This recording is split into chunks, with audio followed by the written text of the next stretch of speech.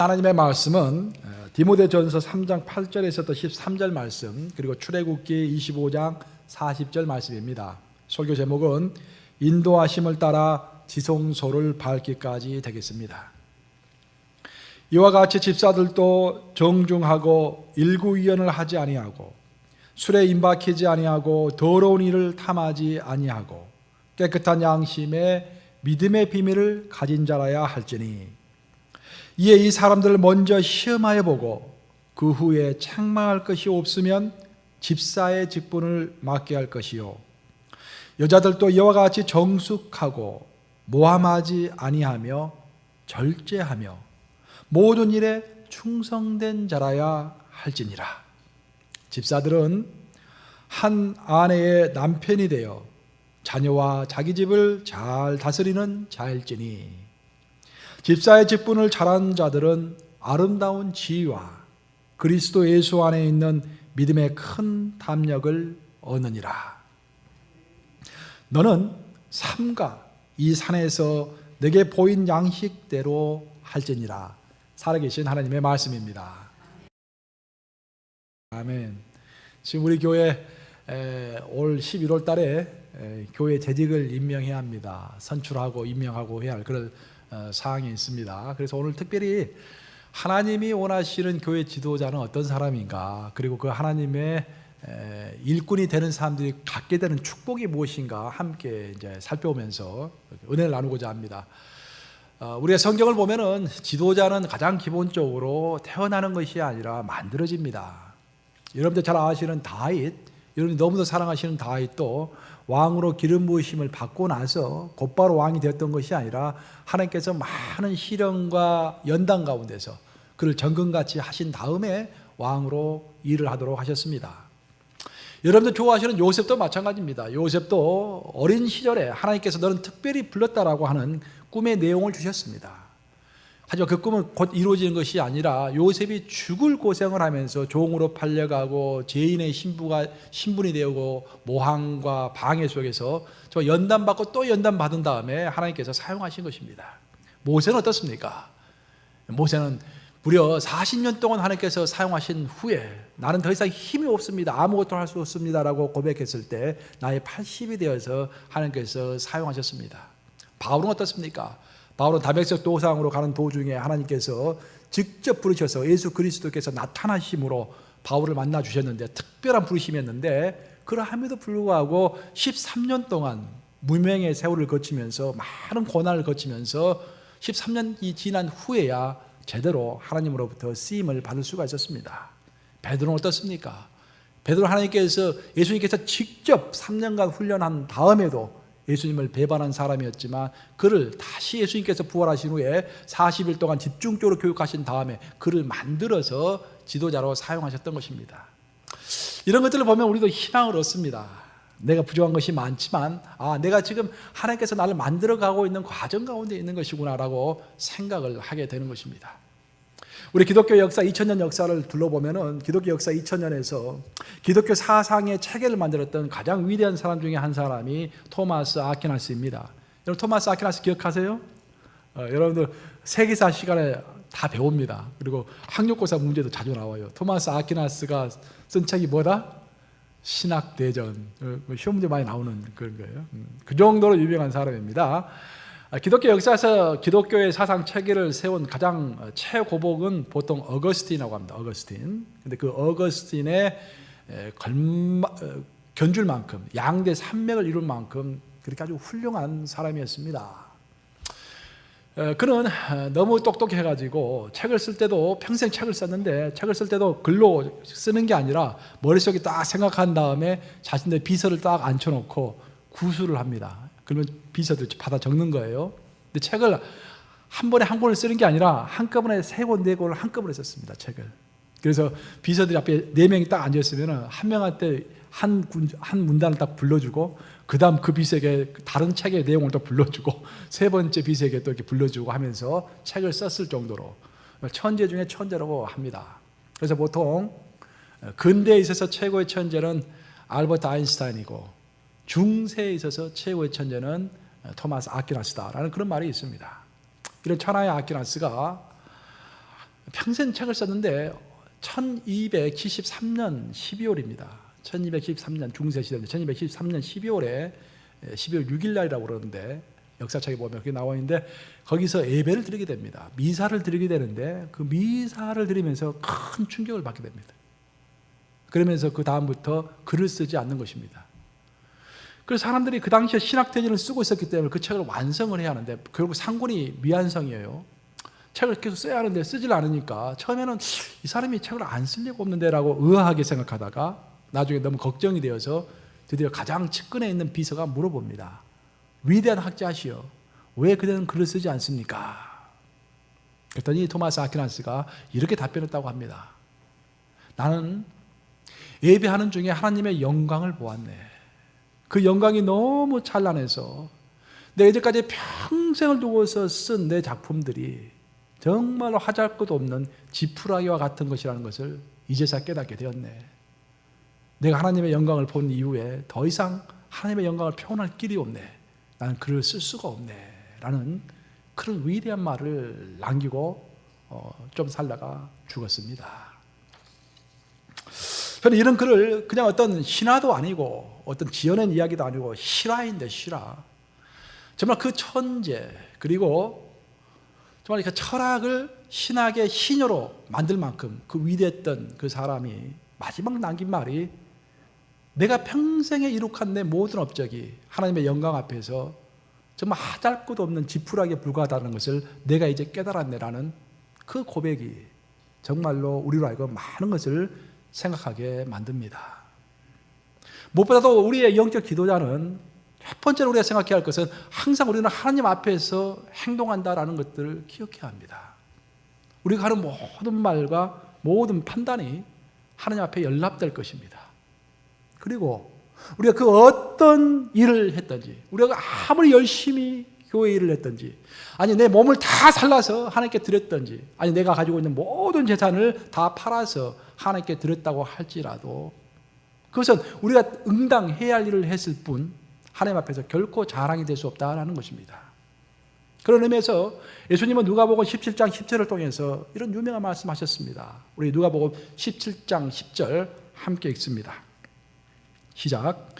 이와 같이 너희도 명령받은 것을 다 행한 후에 이르기를 우리는 무익한 종이라 우리가 하여야 할 일을 할 것뿐이라 할지니라. 우리는 결국 하나님 앞에서 누굽니까? 우리는 결국 무익한 종입니다. Unworthy servant. 가치 없는 종이에요. 우리가 내 모든 것을 다 바쳐서 아무리 열심히 일을 했다고 할지라도, 내 그 모든 것을 다 하나님께 드렸다고 할지라도, 아무리 수고해서 내가 일을 했다고 할지라도 결국 내가 해야 할 일을 했을 뿐 하나님 앞에서 무익한 종이기에 내가 이 정도 일을 했기 때문에 내가 당연히 권사가 되지 않겠습니까? 내가 이 정도 일을 했기 때문에 당연히 내가 집사가 되지 않겠습니까? 목사님, 내가 이렇게까지 일만 했는데 그래도 장로를 해야죠. 그렇게 이야기할 수 있다 없다? 할 수가 없다라는 그런 말입니다. 그게 토마스 아퀴나스의 고백이고 예수님의 가르침인 것입니다. 결국 우리 하나님이 우리에게 원하시는 것은 성숙한 사람입니다. 결국 성숙을 위해서 우리를 이 땅에 남겨놓으신 것입니다. 우리가 만약 성숙의 과정이 필요 없다고 한다면 우리 예수 그리스도를 영접하고 곧바로 죽는 것이 최고의 길입니다. 왜? 죽으면 곧바로 천국에 갈 수 있기 때문에 이 고난의 세계에 있을 이유가 없습니다. 하지만 하나님께서 우리를 이 땅에 주시는 이유는 이 고난의 광야의 세상을 통과하면서 우리로 하여금 예수님을 닮을 정도로 성숙한 인간을 만들기 위해서 우리를 이 땅에 주시는 것입니다. 성숙이라는 단어를 생각할 때 성숙은 사람에 따라서 그 정의가 다릅니다. 세상은 세상에서의 성숙의 기준이 있습니다. 그리고 하나님의 나라에서는 하나님의 성숙의 기준이 있는 것입니다. 하나님의 기준은 아주 명확합니다. 우리 오늘 본문인 출애굽기 25장 40절 한번 같이 읽어보겠습니다. 시작. 너는 삼가 이 산에서 내게 보인 양식대로 할지니라. 이 구절이 나온 배경을 보면은 하나님께서 시내 산에서 모세를 부르신 다음에 모세에게 율법을 주신 다음에 그 다음에 성막도 주셨습니다. 그리고 그 성막과 그 성막 안에 있는 기구들을 만들 때 너가 원하는 대로, 너가 보기 좋은 대로, 사람들이 원하는 대로, 사람들이 눈에 보기에 좋은 대로 만들지 말고 내가 원하는 대로, 내 기준대로 하나님의 기준과 하나님이 원하는 그 모습 그대로 만들라, 그런 말입니다. 우리 영적 기준도 마찬가지입니다. 영적 지도자도 마찬가지입니다. 영적 지도자도 우리 눈에 보기 좋은 지도자가 아니라 하나님이 정해놓으신 그 구역에 맞추어서 행동하는, 하나님 기준과 하나님 보시기에 좋은 하나님의 기준을 통과한 그런 영적 리더가 우리에게 필요한 것입니다. 하나님은 제가 초반에 말씀드렸다시피 영적 지도자를 태어나게 하시는 것이 아니라 영적 지도자를 만들어 가십니다. 만들어가는 과정이 바로 훈련의 과정입니다. 훈련은 아무리 강조해도 지나침이 없습니다. 여러분, 우리가 가지고 있는 이 성경, 이거 성경을 여러분들 창세기부터 요한계시록까지 쭉 읽어보세요. 이해가 되십니까? 이해하기 힘듭니다. 여러분 한 200~300번 읽어보면 모르겠어요. 잘 이해가 되려는가 모르겠어요. 이렇게 우리의 영적 지식은 다 흩어져 있습니다. 그 흩어진 지식을 선반을 만들어 놓고 그것을 정리하는 작업이 바로 훈련인 것입니다. 하나님은 하나님이 원하시는 모습대로 우리를 빚어가시기 때문에 원하는 모습대로 빚어가기 위해서 우리를 훈련하시는 것입니다. 구약에 보면은 하나님은 크게 우리를 세 가지 훈련을 하십니다. 출애굽기와 민수기 아주 잘 나와 있는데, 첫째는 우리의 생활의 훈련을 하십니다. 우리를 광야 가운데 두시는 거예요. 우리를 이스라엘 민족을 광야 가운데 두시면서 40년 동안 생활 훈련을 하셨습니다. 생활 훈련이 무엇인가? 광야에서 살기가 얼마나 힘듭니까? 먹을 것도 없고, 이렇게 인생이 따분하고 힘들잖아요. 그 힘든 가운데 있으면서도 오로지 내가 불기둥과 구름 기둥만 있으면은 내가 인생을 헤쳐나갈 수 있다. 오직 우리 하나님만 바라보고 있으면은 이 광야를 통과할 수 있다라는 그 믿음을 심어주는 것입니다. 우리의 영적 리더는 무엇보다도 생활 훈련이 잘 되어 있는 사람이어야 합니다. 교회에서는 열심히 하다가도 세상 나가면은 비즈니스가 흔들리고 세상 사람과 싸우고 법정에 서고 그러면서 믿음이 통째로 흔들려 버리고 기도조차 할 수 없다. 생활 훈련이 안 되어 있는 것입니다. 교회 훈련은 잘 되어 있을런가 모르지만 생활 훈련이 안 되어 있는 거예요. 하나님은 이스라엘 민족을 무려 40년 동안 생활 훈련을 시키셨습니다. 두 번째 하나님께서 훈련시키신 것은 이스라엘 민족을 데리고 시내산에 가서 모세를 불러다가 계명을 주셨습니다. 율법을 주셨습니다. 말씀 훈련입니다. 결국 우리는 말씀으로 분별할 수밖에 없습니다. 우리가 그 아무리 천사의 음성을 듣는다고 할지라도, 하나님의 말씀을 매일 내가 듣는다 할지라도 우리는 이 말씀보다 더 앞서갈 수는 없습니다. 왜냐하면 이 말씀은 이미 하나님께서 확증하셔서 적어놓은 말씀이기 때문입니다. 혹시 여러분이 정말 하나님의 음성을 매일 듣는지도 모르겠어요. 그 듣는 하나님의 음성이 만약 이 성경의 내용과 입에된다면 그 음성이 틀린 것입니다. 이것은 하나님께서 규정하신, 더 이상 더할 수도 없고 더 이상 뺄 수도 없다고 요한계시록에서 이야기하고 있는데, 더 이상 더할 수도 없고 더 이상 뺄 수도 없는 하나님의 명확한 최고의 계시이기 때문입니다. 여러분은 무엇을 가지고 판단하십니까?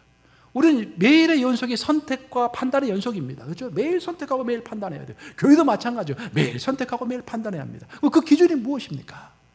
여러분 세상에서 배운 상식입니까? 학교에서 배운 지식입니까? 그것이 아니에요. 우리는 하나님의 법칙에 따라서, 하나님께서 말씀하시는 기준을 따라서 판단하고 분별하고 일을 수행하기 때문에 하나님의 지도자는 반드시 말씀의 사람이 되어야 하는 것입니다. 그래서 말씀 훈련이 필수적입니다. 마지막으로 하나님은 모세를 시내산에 데려가서 성막을 주심으로 예배 훈련을 하라고 했습니다. 결국 이스라엘 민족은 출애굽하기 전에, 애굽에 있을 때와 출애굽한 이후에 가장 큰 차이는, 애굽에 있을 때는 노예 공동체였지만 출애굽한 이후에는 무슨 공동체가 되었습니까? 예배 공동체가 되었다라는 것입니다. 그것이 가장 큰 차이입니다. 마찬가지예요. 여러분들이 예수 그리스도를 알기 전에는 누구의 노예였습니까? 세상의 노예이고 사탄의 노예였습니다. 이제 여러분들이 예수 그리스도를 영접하고 어디에 왔습니까? 교회로 오셨어요. 그럼 여러분 어떤 사람이 되어야 합니까? 예배 공동체가 되어야 하는 것입니다. 예배를 드린다라는 것은 여러분도 잘 이해하셔야 하는데, 지금 성막을 하나님께서 이스라엘 민족에게 주셨는데 그 성막은 어디에 있었습니까? 그 성막은 이스라엘 진 한가운데 있었어요. 이스라엘 민족이 수백만 명이 이렇게 이동하면서 밤이 되면 이제 진을 딱 치고 천막을 치고 잠을 잡니다. 근데 하나님은 항상 질서의 하나님이십니다. 무작정 마음대로 자기가 원하는 데다 막 달려가지고 텐트 치는 거 아니에요. 딱 정해져 있어요. 사각형으로 딱 여기는 누구 다 정해줍니다. 딱 정해줘요. 사각형으로 있습니다. 세 지파, 12지파가 딱 이렇게 사각형으로 진을 딱 만듭니다. 그러면은 그 진 한가운데 하나님이 거하시는 하나님의 천막, 하나님의 텐트, 성막이 한가운데 있는 것입니다. 그럼 하나님의 텐트가, 하나님의 성막이 진 한가운데, 사람 한가운데 있다는 의미가 무엇일까요, 여러분? 힌트를 주면은 불교의 절은 어디 있습니까? 저 산속에 있어요. 우리의 교회는 어디 있습니까? 세상 한가운데 있어요. 그 말은 무슨 말이냐면은 예배는 우리의 생활과 동떨어진 그런 것들이 아니라 생활 가운데서의 예배가 되어야 한다라는 것입니다. 우리 리더는 여러분도 하루 종일 생활하시면서 얼마나 많이 부딪혀요. 출근하기 전에 집안에서 한번 부딪히고 또 출근하고 운전하다가 뭐 빵빵거리면 또 그런 신경전하고, 또 직장 가서는 직장 동료와 부딪히고 보스와 부딪히고 부하 직원과 부딪히면서 많은 스트레스를 받잖아요. 스트레스 받을 뿐만 아니라 하나님으로부터 많이 멀어지잖아요. 그때 집에 가는 길에 잠깐 내 집에 가는 길에 우리 교회가 있지, 뉴욕감리교회가 있지. 뉴욕감리교회 들어와서 잠시 성전에 들어와서 10분간 무릎 꿇고 하나님을 기억하면서 하루를 반성하면서 기도하는 것입니다. 그런 의미에서 하나님의 교회는 항상 세상 한가운데 있는 것입니다. 그리고 퇴근하는 도중에 단 한 10분이라도 교회에 와서 기도할 수 있는 사람, 그 사람이 바로 예배 훈련이 된 우리의 리더인 것입니다. 교회에서는 집사고 교회에서는 권사인데 일주일 내내 딱 한 번 주일만 얼굴을 비친다라고 한다면 이건 우리 지도자가 아닙니다. 지도자는 공예배는 필수적으로 참석해야 뿐만 아니라 정말 생활 가운데서 어떤 내 마음에 어려움이 있고 힘든 일이 있으면은 인간에게 말 못할 내용도 하나님께는 할 수 있잖아요. 하나님께 나와서 기도할 수 있는 사람, 그런 예배의 훈련과 기도의 훈련이 되어 있는 사람이 우리의 지도자가 되어야 하는 것입니다. 하나님께서는 이렇게 크게 우리의 세 가지 훈련을 시키시면서 특별히 성막을 통해서 우리에게 많은 가르침을 주십니다. 오늘 제가 여러분들에게 성막 이제 사진을 하나 드렸는데, 성막을 보시면은 제일 먼저 들어가면은 성막 사진 한번 보세요. 파워포인트 나왔는데 여기 없으신 분들은 파워포인트를 보시고 있으신 분들은 팜플렛을 보시면 돼요. 성막을 맨 먼저 들어가 보면은 번제단이 나옵니다.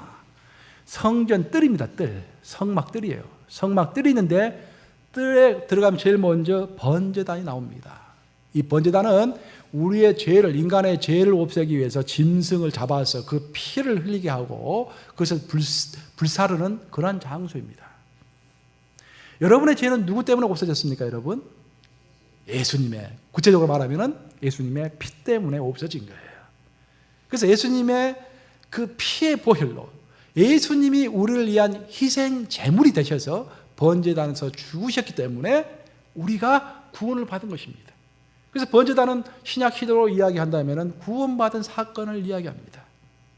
그리고 구원받은 다음에 그 다음에 물두덩이 있습니다. 물두멍은 물을 많이 갖다 놨어요.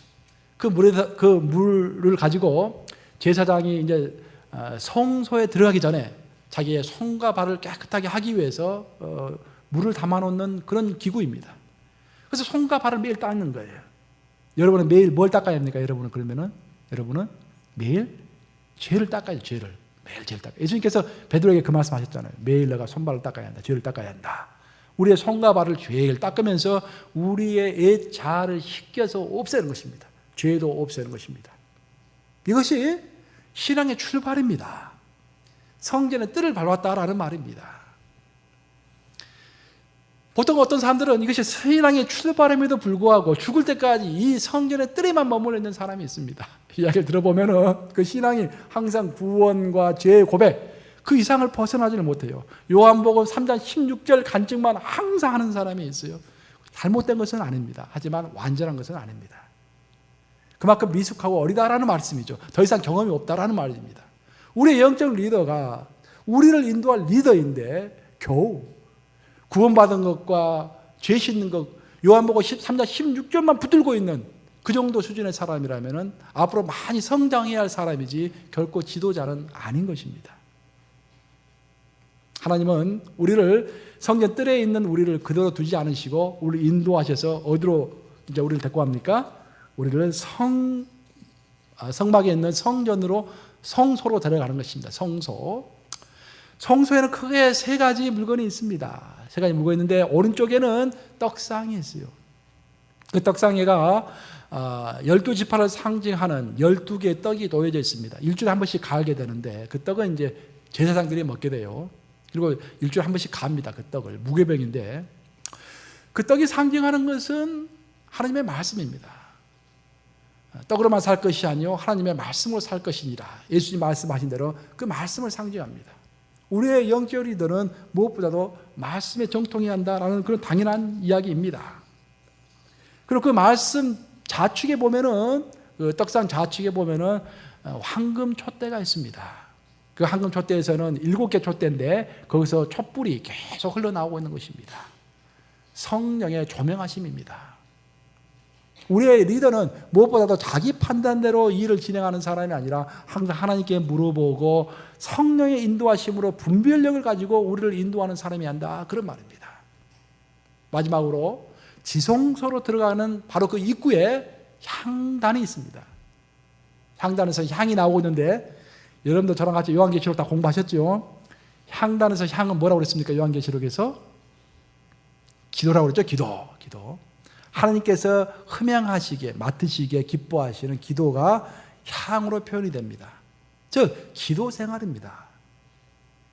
결국 우리 영적인 리더들이 성막의 뜰을 거쳐서 성소에 들어간 우리의 영적 리더는 세 가지의 정통이 있어야 한다는 것입니다. 말씀과 성령과 기도입니다. 그래야만 우리가 그 사람들을 믿고서 따라갈 수가 있게 되는 것입니다. 하나님께서는 이 성소에만 우리가 머물러 있도록 하시는 것이 아니라 결국은 우리를 지성소로 인도하십니다. 결국 우리가 성막의 뜰에 있든지 성소에 있든지 지성소로 가기 위한 하나의 과정일 뿐입니다.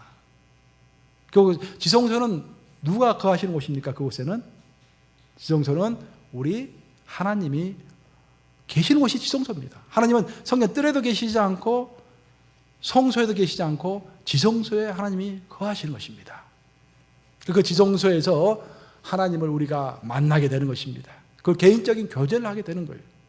그 지성소 안에는 언약궤라는 것이 있습니다. 말씀 많이 들어봤죠? 언약궤. 그 언약궤가 있는데 하나님께서 지정하셔서 언약궤를 만드셨는데 그 언약궤 안에는 세 가지 물건이 들어있습니다. 그 세 가지 물건이 들어있는데 첫 번째 뭐겠습니까? 제일 먼저 여러분들 기억나는 게 만나가 들어있죠. 만나가 황금 항아리 안에 만나가 들어있습니다.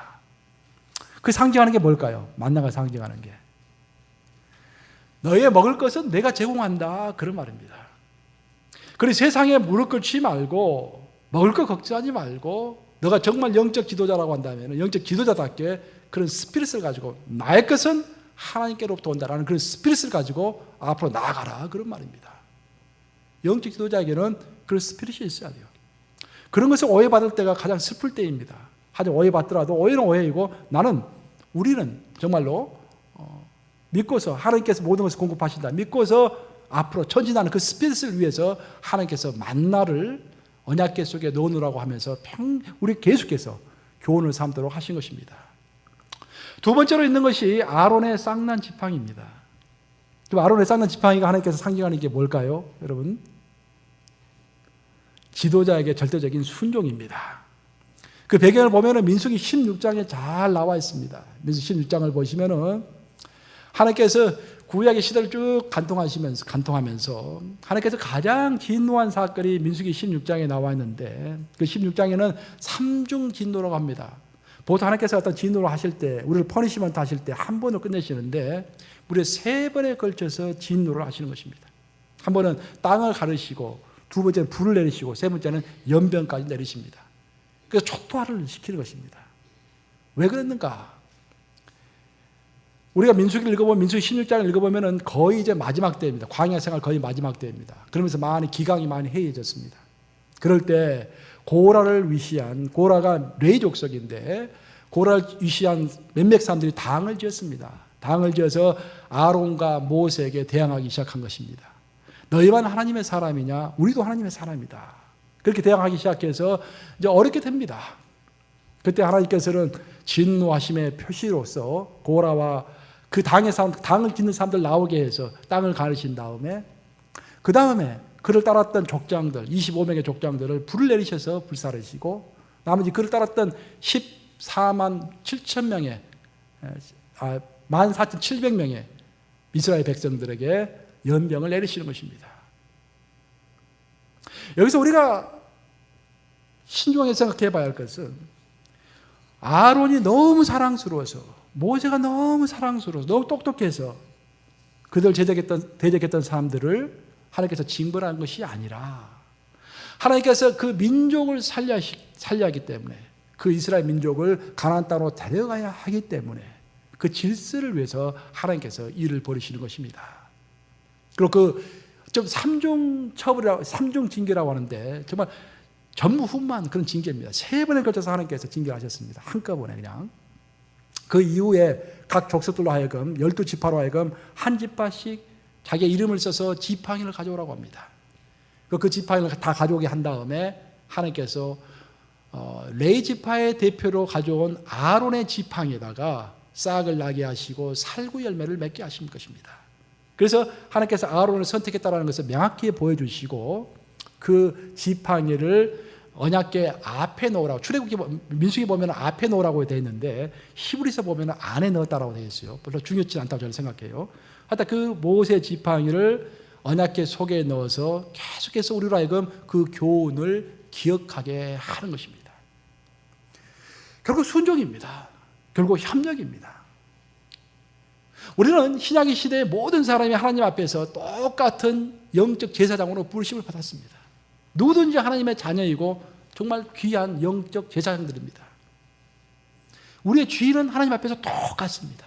자유자든 종이든 여자든 남자든 하나님 앞에서 우리의 지위가 똑같습니다. 하지만 하나님의 부르심과 직분은 다른 것입니다. 어떤 사람은 장로로 불렀고 어떤 사람은 권사로 불렀고 어떤 사람은 집사로 부르셨습니다. 그럼 우리가 어떻게 해야 하는가? 장로님의 좀 못된 면과 부족한 면이 있다 할지라도 여러분들이 장로님을 선택하고 하나님께서 부르셨다면 장로님을 믿고 순종하고 따라야 하는 것입니다. 그것이 오늘 본문이 너무도 명확하게 보여주신, 하나님께서는 무엇을 만드실 때 함부로 만드시는 것이 아니라 하나님의 기준과 법칙에 따라서 제정하셨다라는 그런 말의 의미가 되는 것입니다. 그리고 하나님께서는 마지막으로 언약궤 안에다가 돌판 2개를 갖다 놓으셨습니다. 십계명입니다. 십계명 돌판 2개를 갖다 놓으심으로 영적 지도자는 이 세상을 살아갈 때 그 어떤 권위보다도 하나님의 말씀의 권위를 최우선적으로 놓고 행동하는 사람이, 그 사람이 하나님의 종이고 하나님의 지도자다라는 것들을 명확히 보여주는 것입니다. 이렇게 해서 구약에서 하나님께서 지도자가 어떤 과정을 거쳐야 되고 어떤 일을 해야 할 것인가를 다 설명하신 다음에 신약의 시대에 와서도 좀 더 구체적으로 사도 바울은 교회의 집사와 권사와 장로들이 어떤 자격을 갖춰야 하는지 설명하고 있습니다. 오늘 본문이 가장 대표적인 구절인데 사도 바울이 우리에게 말하고 있는 영적 지도자, 교회 지도자가 갖춰야 할 조건은 크게 3가지입니다. 첫째는 그의 행실이 이 세상에서도 상식 수준을 뛰어넘는 그런 행실이어야 한다. 두 번째는 그 믿음이 교회 안에 있는 믿음의 형제들에게 본이 되는 믿음이어야 한다는 거예요. 세 번째가 좀 특이한데, 세 번째는 가정을 언급하고 있습니다. 그 영적 지도자의 가정이 영적 지도자가 말씀으로 잘 양육하고 이끌어가는 가정이어야 한다, 그런 말을 하고 있는 것입니다. 행실과 믿음에 대해서는 이미 내가 설명 많이 했기 때문에 가정만 언급하고 넘어가도록 하겠습니다. 오늘 본문 디모데전서 3장 11절입니다. 11절 한번 같이 읽어보겠습니다. 디모데전서 3장 11절 시작. 여자들도 이와 같이 정숙하고 모함하지 아니하며 절제하며 모든 일에 충성된 자라야 할지니라. 여기서 여자들이 누군가? 여자들은 쉽게 말하면 오늘날로 말하면 장로님 부인, 권사님 부인, 집사님 부인, 뭐 남편이 될 수도 있겠죠. 배우자를 이야기하는 것입니다. 영적 지도자의 배우자를 이야기하는 것입니다. 영적 지도자가 똑똑할 뿐만 아니라 하나님의 사람일 뿐만 아니라 그 영적 지도자의 배우자도 상식 수준에서 또 영적 수준에서 상당하게 사람들이 믿고 따를 만한 사람이 되어야 한다라는 것입니다. 그래서 곧바로 11절 다음에 몇 절입니까? 12절이죠. 11절 다음에 12절인데 12절에서는 각 가정의 자녀들을 또 잘 다스려야 한다는 구절이 나옵니다. 그래서 가정교육을 이야기하고 있어요. 여러분들이 이제 우리 신앙생활을 할 때 가장 모범으로 삼는 보통 신앙생활을 청교도적인 믿음생활이라고 하는데, 미국도 결국 청교도들이 세운 나라죠. 청교도들은 신앙생활에 두 가지 특징을 가지고 있었습니다. 청교도에 관한 책을 한번 쭉 내가 읽어봤는데 결국 두 가지예요. 뭐냐면 청교도들이 가장 귀하게 생각했던 것이 뭐냐면은 생활에 있어서 주일 성수입니다. 왜냐하면 주일 성수가 삶의 질서와 기준을 잡는 거예요. 주일부터 다시 일주일이 시작하잖아요. 일주일을 하나님께 예배 드림으로 인해서 일주일의 질서가 딱 잡히는 것입니다. 그러니까 주일 성수를 생명처럼 여겼어요. 청교도들이. 그리고 두 번째로 청교도들이 가장 많이 신경 쓴 것이 가정 예배였습니다. 왜냐하면 우리는 청교도 하면은 그냥 영적일 것 같은데 청교도들은 상상외로 지적인 면을 굉장히 강조했습니다. 지적으로 하나님의 말씀을 이해하는 것을 굉장히 강조했어요. 그래서 청교도의 목사들은 이제 이렇게 설교를 여러분들이 하잖아요. 설교하면은 영적인 가장이, 그 집안의 가장이 설교를 잘 들어서 메모한 다음에 그래서 완전히 이해해서 집에 가서 일주일에 한 번 이상은 꼭 모여서 자기 어린 자녀들에게 그 목사님의 설교를 알아듣기 쉽게 다시 설명했던 것입니다. 그것이 가정예배의 효시가 되는 것입니다. 가정예배 하는데 그 가정예배가 바로 어디서 나왔다? 청교도 신앙에서 나온 것입니다. 결국 신약시대의 영적 지도자의 조건으로서 또 한 가지 추가가 된 것이 우리의 가정생활입니다. 우리의 영적 지도자는 가정을 잘 다스려가고 말씀으로 그 가정을 잘 다스려가서 누가 보기에도 안정적인 흔들림이 없는 가정을 만들어가는 그런 가정이 우리의 영적 리더의 가정이 되어야 한다, 그런 말입니다. 자, 여기까지 우리가 해야 할 여러 가지 의무를 이야기했는데 참 의무만 생각하면은 마음이 무거울 수가 있습니다. 저도 이 설교 쓰면서 나는 제대로 하고 있나 저도 많이 생각을 해봤어요. 그런데 한 가지 정말 위안이 되는 사실은 뭐냐면은 오늘 설교 제목에서 제가 뭐라고 그랬습니까? 인도하심을 따라서 지성소를 밟기까지라고 했잖아요. 그냥 지성소를 밟기까지 해버리면은 내 노력으로 밟아야 하니까 얼마나 힘이 듭니까? 근데 인도하심을 따라서 우리에게는 누가 있습니까? 성령께서 함께 하시기 때문에 성령의 인도하심을 따라서 성령의 순종하는 마음으로 복종하는 마음으로 인도하심을 따라서 한 발자국 한 발자국 가다 보면은 우리가 지성소까지 가게 된다라는 것입니다. 그리고 지성소까지 가는 과정 가운데서 우리가 영적 리더로 부르심을 받았다고 한다면은 하나님께서 그 영적 리더에게 일만 시키는 것이 아니라 큰 축복을 주시겠다고 오늘 본문은 이야기하고 있습니다. 오늘 본문 13절 한번 같이 읽어보겠습니다. 13절 시작. 집사의 직분을 잘한 자들은 아름다운 지위와 그리스도 예수 안에 있는 믿음의 큰 담력을 얻느니라. 성경을 읽어보면은요, 무엇을 사모해라, 어떤 사모해라라는 것 중에 가장 대표적인 게 두 가지인데, 첫 번째는 영적인 은사를 사모해라라고 합니다. 사도 바울이 영적 은사를 사모해라라고 우리한테 가르쳐줘요.